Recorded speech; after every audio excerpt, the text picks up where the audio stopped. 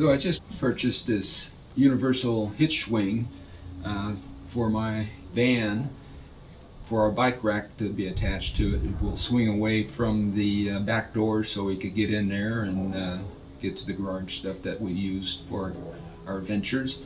And it's made in America, and I'm going to put this on and attach our bike rack to it. We have two e-bikes that weigh in the 60-pound range, so it requires a little heftier device to travel with those. Anyway, I'm going to open this up and put it on the van.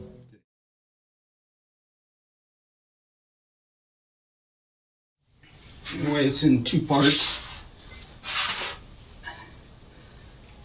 This is the swing part of the hitch, and it opens to the passenger side. You have a choice whether you want passenger or driver side on the swing out. I chose passenger side since if you get stuck on the side of the road, you're not swinging it out into the road. Just keep that in mind.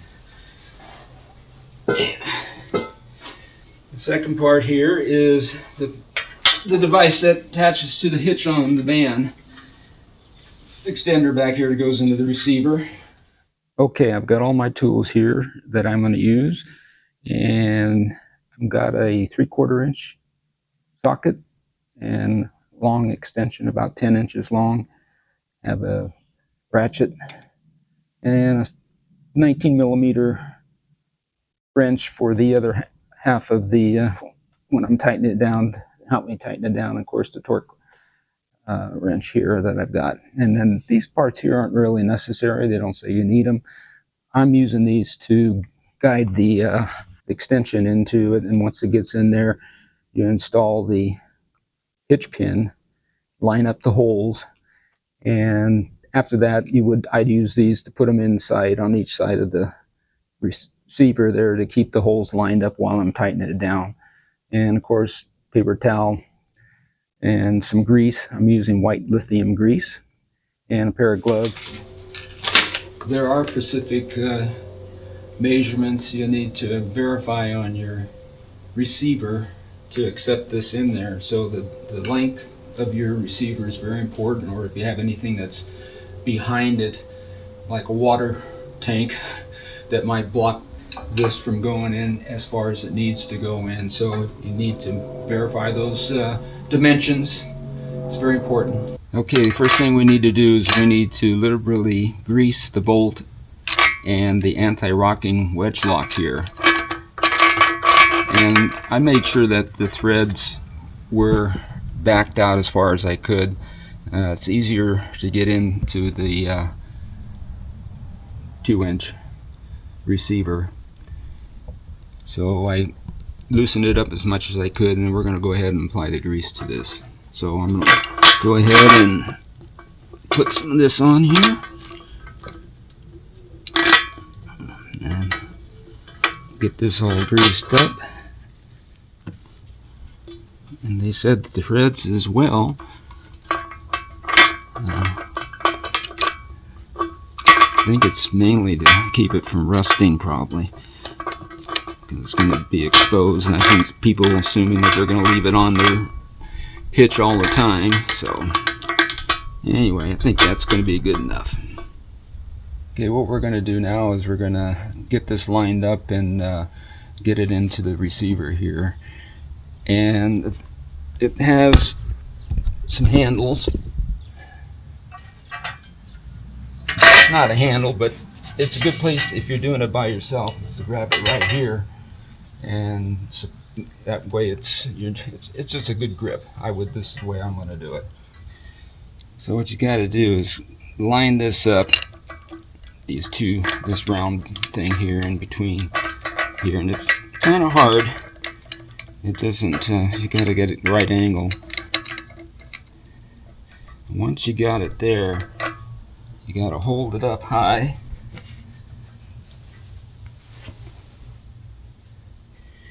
Slide that in, and that right behind it. As you can see, we have 2 holes or 4 options once we slide it in here to fit through with the receiver hole here. And if you use this first one here, it kind of sticks out a little bit more than I would like it to stick out. But that is the hole I'm going to use because the nut alignment works much better with that angle.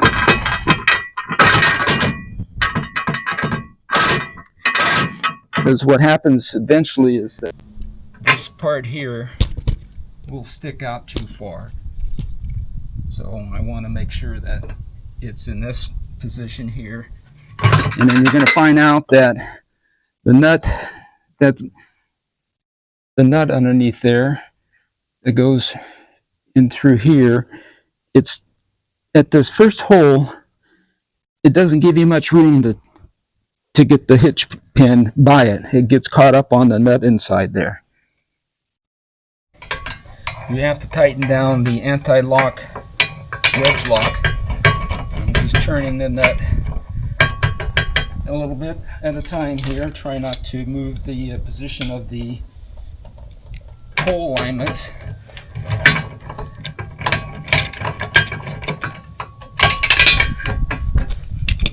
I'm probably still not going to get it by. Nope.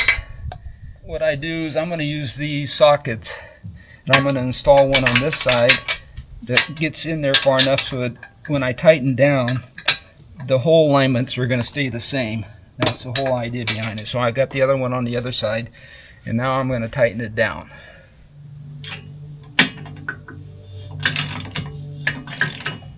And as you see, you probably can't tell, but it is raising up a little bit on this back side here. But having these in there makes it keep it aligned a lot better. So I'm going to keep tightening down.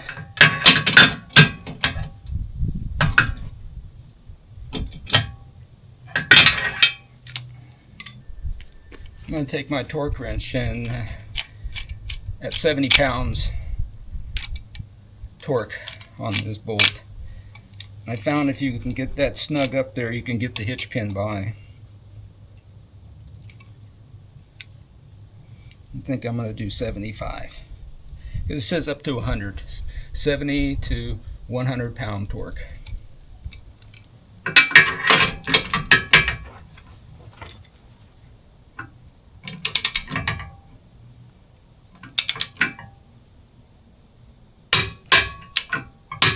You hear that click? That means it's set at 75. Now I'm hoping that that pin is going to fit through that hole and bypass that nut that I just tightened down. That's the big issue that you have with this, is that that nut is too close to that hole. Even it's just, you got to really tighten it down to get it by. So I'm going to take the hitch pin and see if it's going to go in there. And it does. And they're real good. So we're good on that.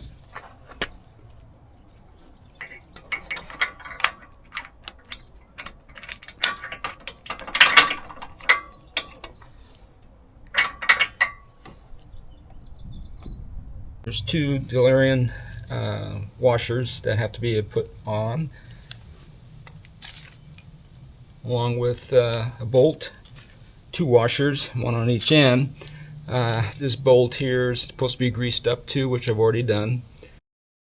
You want to make sure and pull this pin out before you try to attach the swing arm. Here's the swing arm. Heavy duty, let me tell you, it's heavy. So what we got to do now is coordinate all this together, get started. Now basically you got to take one of these Delirium washers on this side and another one on the bottom side, and then you want to slide this in like that. Grab your pin, bolt, slide it on through.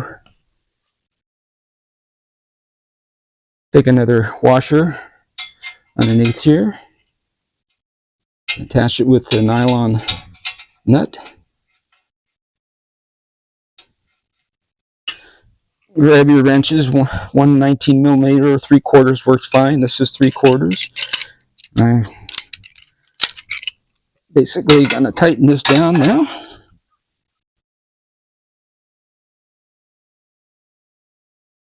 All right.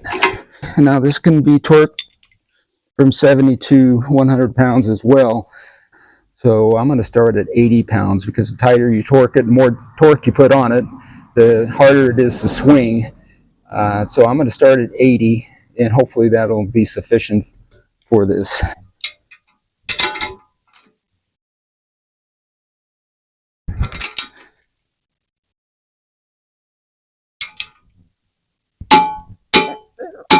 There it is, 80 pounds.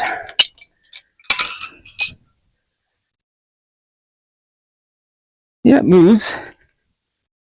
I think that might be all right. We'll start with that. And this pin goes in here when you're traveling. There we go.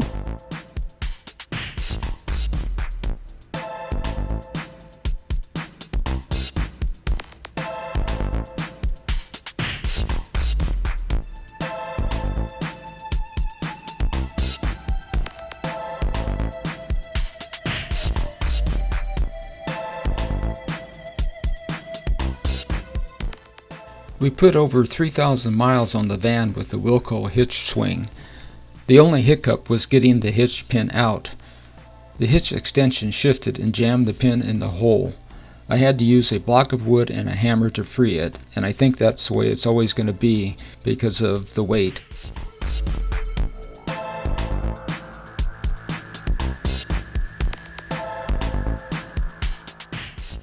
The Wilco Hitchswing swings wide enough for the door to open in a locked position.